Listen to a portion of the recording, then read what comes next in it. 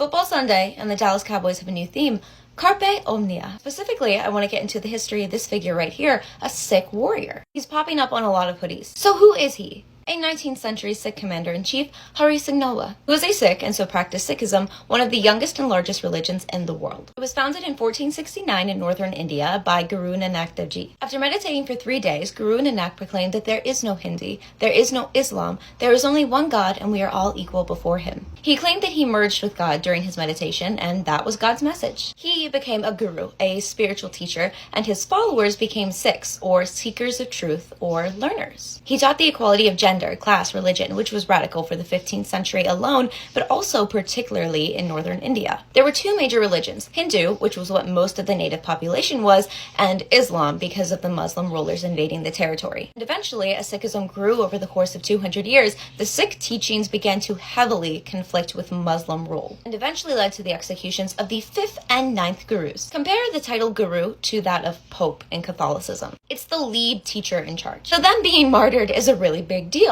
The son of the last executed guru becomes guru himself next. This is Guru Gobind Singh. He is the 10th and final guru, and he has had enough, and so establishes the Khalsa in 1699. This is where it gets sick. Khalsa, he decides, is basically going to be a warrior class of Sikhs. It's an army that is going to defend its territory. In order to choose the original warriors, he drew his sword among a group of men and asked, who is willing to sacrifice his head? A man volunteered. He was led into a tent, and Guru Gobind Singh emerged alone with a bloody sword to the crowd. He asked for another volunteer. A man raised his hand. They were led into a tent. Sometime later, he emerges again, alone, with a bloody sword. He does this 5 separate times with 5 different volunteers, and it is revealed at the end that all 5 of these men were alive. It was a test for bravery. He only slaughtered goats, and these men passed. These 5 men, known as the Beloved 5, would become the foundation for the Khalsa, and eventually would command over 80,000 warriors over the next few days. Now, upon initiation, the male Sikh warriors were given the title of Singh upon initiation. This meant lion. Singh marked them as a warrior, and still to this day, most Sikh men have Singh either as a middle or a last name. These warriors had to abide by a code of conduct: no heavy drinking, no drugs, no tobacco, no adultery, no cutting their hair. They also had a dress code, which included short breeches, a turban. One of the major 5K rules that they had to follow was they had to carry a kirpan, which was the sword that they used for defense and protection. Still to this day, most Sikh men have it. They also had a kada, which was a steel or iron bracelet on their dominant hand to remind them not to do harm with it. Once again, most Sikhs have it today. They said if we're going into battle, we're going to look good. So from then on until 1788, the Khalsa participated in hundreds of battles in the Muslim-Sikh wars. They emerged victorious in 1788 when they consolidated rule over their territory, Punjab. And the Sikh Empire was created a decade later in order to unify standalone Sikh states. And just like any empire in history, once you finally have dominance, you want to expand. So enter our man, Hari Singh, who earned the reputation as the most feared Sikh warrior.